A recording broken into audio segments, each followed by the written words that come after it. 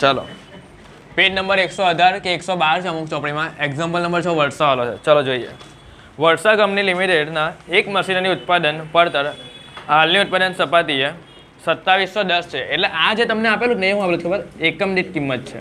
આ કાંઈ એકમો નથી આવી, આ એકમ દીઠ કિંમત આપેલી 2710. ચલો આ સપાટી કરતાં જો ઉત્પાદનમાં શું થાય છે ખબર 20% શું કહી દે વધારો અને 20% કહી દે ઘટાડો. પણ આ ઘટાડો કેમાં વધારો કેમાં કરવાનો છે એકમોમાં અને એકમો તો આપ્યા જ નથી બરાબર. તો શું કરવાનું જો તમને વિગત આપેલી છે માલ સામગ્રીથી લઈને વેચાણ પરોક્ષ ખર્ચ અને બધા ખર્ચા આપેલા છે. તો એ બધા ખર્ચાનું ટોટલ જો નીચે આપેલું જ છે કેટલું અને એના ભાગ્યા તમારે કરી દેવાના એકમ દીઠ કિંમત 2710 એટલે તમને એકમો મળી જાય 5000 એકમો. ખબર પડી? આ 5000 એકમો તમારે ક્યાં લખી દેવાના ખબર આજે પેલી લાઈન આપેલી જ ને ઉત્પાદનનો વધારો કે ઘટાડો ત્યાં લખી દેવાની 5000 એકમો. સમજ પડી? ચાલો હવે આપણે અને જો આમાં તો એમ જ નહીં કીધું કે 50%, 60%, 70% એવી કોઈ ટકાવારી પણ નહીં કીધી કે 8% પરિવર્તનશીલ અંદાજપત્ર બનાવો. ચલો જોઈએ હવે શું કરવાનું છે આમાં.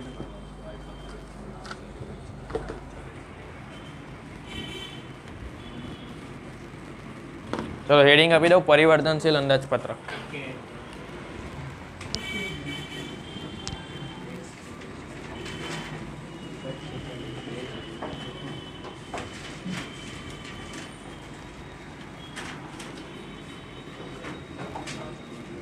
વિગત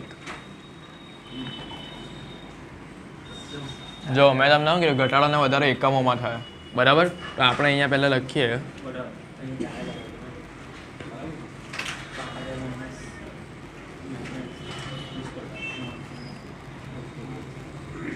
ચાલો 5000 એકમ છે આપણા. એમાં આપણે પહેલા કરીએ ઘટાડો કરીએ તો -20% ઘટાડો કરી દઈએ. બોલો 5000 -20% કરો એટલે 4000 આવે. તો 4000 અહીંયા લખી દો. આ 4000 આપણે શું મળ્યા એકમ મળ્યા અને પાછું 5000 પ્લસ 20% વધારો કરીએ કેટલા આવ્યો 6000 આપણા એકમ આવ્યા. જો એકમ મળી ગયા ને આપણે મેઇન તો એકમની જરૂર છે પછી ટકાવારીની કંઈ જરૂર છે જ નહીં એકમની જરૂર છે ઉપર. ચલો વિગત એકમ અને અહીંયા રૂપિયા અહીંયા એકમ અને અહીંયા રૂપિયા શું થયું કઈ અહીંયા તો અહીંયા હવે વધારો લખીને તો પણ ચાલે ને એમાં કંઈ નહીં એમથી એમ એ તો ચાલ્યા કરે. ચાલો બરાબર ને કંઈ નહીં જે વધારો જઈને અહીંયા લખેલો છે વધારામાં લખજો ચાલે સિમ્પલ છે. ચાલો રકમ વાંચીએ ચાલો પહેલું શું આપેલું છે 100% ચલિત છે એમ કહે છે. એમાં જરા પણ સ્થિર નથી. અને જો અમારી વાત ચલિત ખર્ચમાં હું સ્થિર હોય એકમ નહીં તો પહેલા 50 લાખના છે ને તમારે કેટલા કરવાના ખબર ના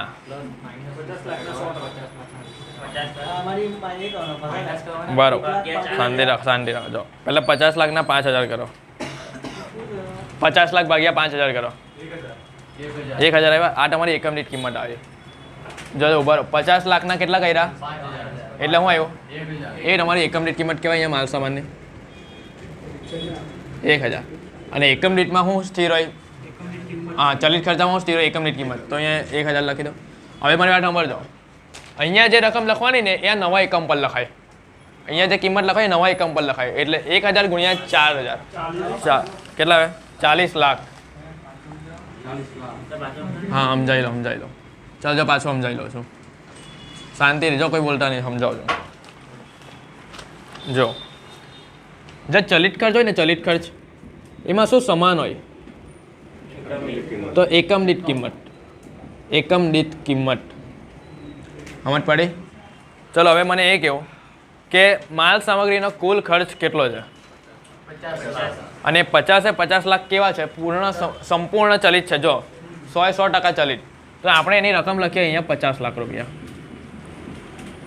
હજુ આપણે જૂની રકમ પર જ ચાલીએ છીએ અને 50 લાખ ભાગ્યા ઉપર આપણે કેટલા એકમો ઉઠેલા હતા પહેલા 5000 તો 50 લાખ ભાગ્યા કેટલા કર્યા તો 1000 જે મળી એની આપણે શું મળી એકમ દીઠ કિંમત. અને મેં શું કીધું એકમ દીઠ કિંમત કેવી છે સમાન છે તો મેં અહીંયા આપણે એકમના ખાનામાં લખી દઈએ 1000 ને 1000 સમજ પડી. હવે હવે જે અહીંયાની કિંમત મળે એ નવા એકમો પર મળે, વધારો ઘટાડો કર્યા બાદ 1000 ગુણ્યા 4000 એટલે 4 લાખ આવે, 40 લાખ. અને અહીંયા કેટલા આવે? 60 લાખ. થઈ ગયો? મળી ગયો? માલ સામાનનું કામ પૂરું. ચલો હવે જો મજૂરી.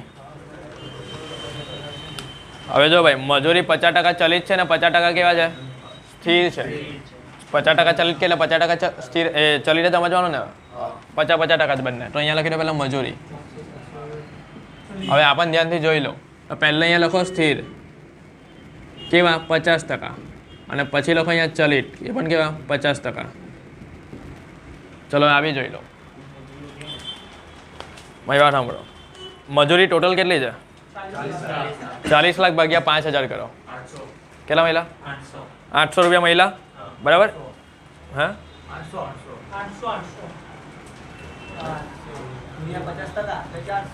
40,000 ભાગ્યા 5000 કરો. 800 મહિલા. હા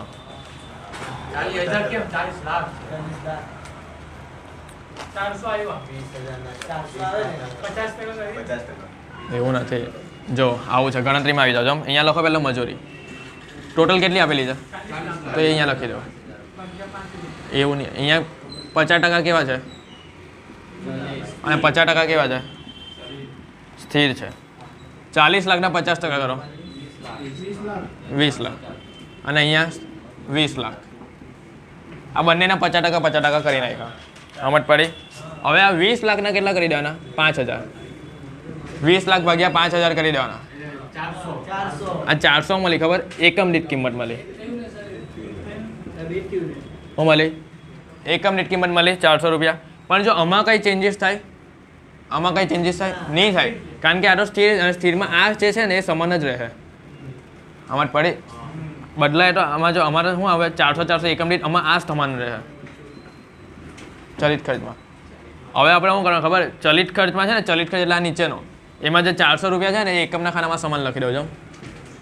અને જે આ 20 લાખ રૂપિયા છે ને એ સ્થિર ખર્ચમાં કુલ રકમમાં લખી દો સમાન. સમજ પડી ગઈ? હવે એની આજુબાજુની વિગત લઈ આવો. આવો આવે એટલે આમાં 800 જેવું કોણ? 800 આવે જ નહીં આમાં. 800 કેવી થાય? આમાં કા 800 આવે? 800 નહીં આવે આમાં, એ બીજું હતું. ચાલો હવે આને આ કરી નાખો, અહીંયા કરી નાખો. કેટલા આવે?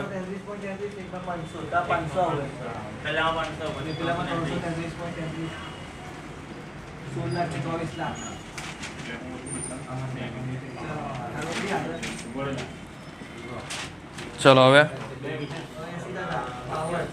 બધું આ રીતે જ કરવાનું છે. ચલો પાવર સ્થિર કેટલા છે અને ચલિત કેટલા છે? ચલો હવે આપણે અહીંયા લખી દઈએ પાવર. ટોટલ રકમ કેટલી છે? 40 જ છે. 2,50,000. ચલો એના ચલિત કેટલા છે? 80% છે ને? 2 લાખ. અને આ 90% કેટલા છે? હા આ 80% ચલિત છે ને, 20% સ્થિર હોય કે નહીં? કેટલા આવે? અને અહીંયા 20 આ કેટલા? 2 લાખ ભાગ્યા એના એકમ કેટલા? 5000 એટલે કેટલા આવે? 40. આપણી એકમ દીઠ કિંમત મળી ના સમાન છે. ચાલો તો અહીંયા ચલિતમાં લખી દો અહીંયા 40, અહીંયા બી 40 અને સ્થિરમાં લખી દો અહીંયા 50,000 અને અહીંયા 50,000. ચાલો 40 ગુણ્યા 4000 તો 1,60,000 આવશે. 40 ગુણ્યા 6000 એટલે 2,40,000. 50,000 ભાગ્યા 4000 હા 12.5. 50,000 ભાગ્યા 6000 થઈ ગયું. ચલો અન્ય માલ સામગ્રી. હવે આ બધું આ રીતે જ કરવાનું છે. અન્ય માલ સામગ્રી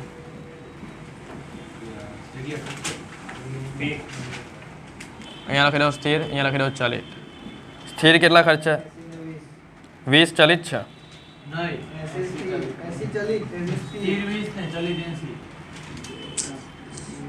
80% ચલિત કહેવાય અને 20% સ્થિર કહેવાય.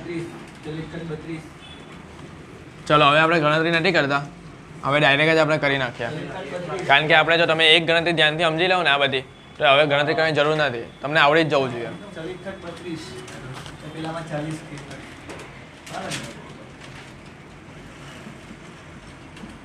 અહીંયા 40,000 આવી જાય.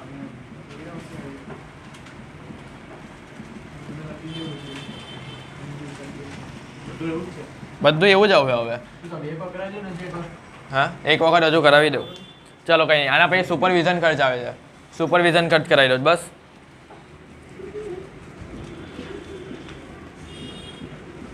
ચલો અહીંયા લખો સુપરવિઝન ખર્ચ. સુપરવિઝન ખર્ચ કેટલો છે ટોટલ? હવે ધ્યાન આપને, અહીંયા 1 લાખ. 1 લાખમાં કેટલા ચલિત છે? અને સ્થિર કેટલા છે? 1 લાખના 20% કર,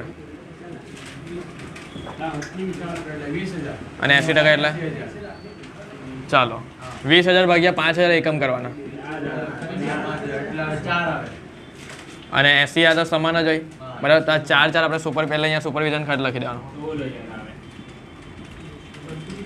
અહીંયા લખવાના સ્થિર, અહીંયા લખવાના ચલિત. સ્થિર છે 80% છે, અહીંયા છે ચલિત આપણે 20%. હા, અહીંયા કેટલા આવ્યો? 4,000. ચાલો ચલિતમાં છે અહીંયા 4 છે, તો અહીંયા 4 ને અહીંયા 4, અને સ્થિરમાં અહીંયા 80,000, અને અહીંયા બી 80,000. 80,000 ભાગ્યા 4,000, 80,000 ભાગ્યા 6,000, બોલ. 16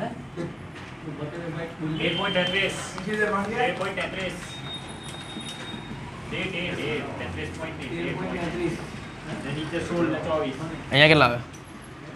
16 અહીંયા 20 આવે ને ભાઈ? હવે અમારે પડી ગઈ બધાને આ કેવી રીતે લાવ્યો ભાઈ? ચલો હવે એના પછી કયો ખર્ચ આવે છે? જો સમારકામ. હવે કરી દો સ્થિર ને ચલિત. ચલો ગણતરી કરીને બધા લખી દો. જો 25, 60, 1,24,00,000,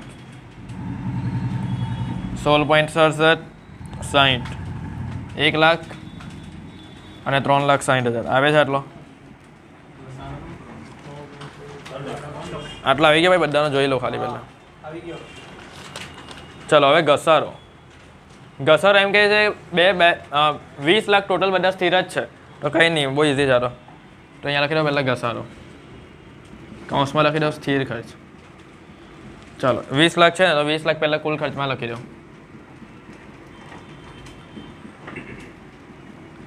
20 લાખ ભાગ્યા 4,000, 500. 20 લાખ ભાગ્યા 6,000, 333.33. હવે આવ્યા વહીવટી ખર્ચા. એમાં પહેલાં લખો સ્થિર, પછી લખો ચલિત. 25% ચલિત અને સ્થિર. ચાલો અહીંયા આવશે ગણતરી કરીને બધા જવાબ લાવજો. 187.5, પછી અહીંયા 50, અહીંયા 60,50,000, અહીંયા આવે 20 લાખ,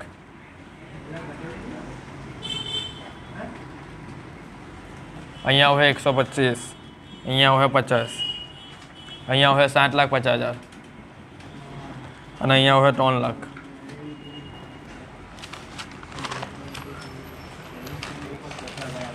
હવે આવે વેચાણ ખર્ચા. વેચાણ ખર્ચામાં લખો સ્થિર, પછી લખો ચલિત. અહીંયા આવે 75, અહીંયા આવે 60, અહીંયા આવે 3 લાખ, અહીંયા આવે 2,40,000, સોરી 24 લાખ, અહીંયા આવે 50, અહીંયા આવે 60, અહીંયા આવે 3 લાખ, અને અહીંયા આવે 3,60,000 કે 36. 60 ગુણ્યા 6,000 કરો, કેટલા આવે? 6,36, 3,60,000. આ જોઈ લે 36 લાખ આવે કે 24, 3,60,000 આવે. 60 ગુણ્યા 6,000 કરી દો ને, 3,60,000 આવે. અને અહીંયા 60 ગુણ્યા 4,000, 2,40,000. ચલો ટોટલ આનો સરવાળો કરી દઈએ. આ ઉપરથી લઈને નીચે સુધીનો સરવાળો કરી દો. અહીંયા આવે તમારો 29,76. અહીંયા લખી દો કુલ પડતર, અથવા તો કુલ ખર્ચ લખે તો બી ચાલે. અહીંયા કેટલા આવે? 2,53,267. સોરી આ પેલામાં આવે હા અહીંયા આટલા છે 11,90,000 સોરી 90 ઉભા આવું છે ભાઈ 1 કરોડ છે ને 1,19,04,000 1,19,04,000 અને આના છે 2,532.67 2532.67 ને આના છે 1,91,96,000 સોરી 51,96,000 ઉભા અહીંયા ત્રીજું બિંદુ બી આવે છે ભાઈ આ એટલે આવું થઈ ગયું ખબર 15 લાખ ના હું 15 લાખ 1,51,96,000 થઈ ગયો આ દાખલો પૂરો અહીંયા તમારો બંધ કરી દે ભાઈ